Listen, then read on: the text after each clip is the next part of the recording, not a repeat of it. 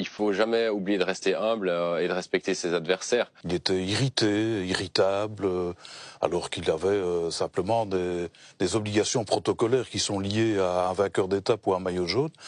Et on l'a senti un peu distant par rapport, en tout cas, nous, la presse. Oui, par exemple, cette phrase-là, elle exprime une prétention extraordinaire. Ouais, voilà, la phrase qui vient d'être mise sur l'écran, hein, ça dérange, c'est clair. Il faut se mettre à la place des adversaires. On voit Vingegaard qui finit, qui s'allonge sur son guidon, qui n'en peut plus, qui n'arrive plus à retrouver son souffle. On a Lipovic qui arrive au bout de sa vie. On a Remco qui arrive à son tour, il n'en peut plus, ils sont en transpiration totale. Et on ne parle que des meilleurs.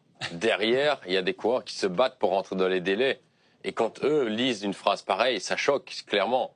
Ça choque. Et moi, ce que j'ai peur pour Pogacar, c'est qu'il va commencer à énerver. Il énerve déjà, parce qu'il écrase, il domine. Il se permet, on va dire, d'aller battre les meilleurs sur les classiques, de battre les meilleurs coureurs sur les courses à étapes, évidemment.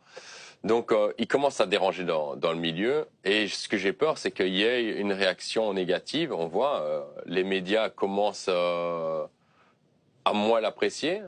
Pogacar vit des années de très très haut niveau, il écrase la concurrence. Pour lui, ça devient peut-être normal, mais il faut jamais se dire que c'est normal.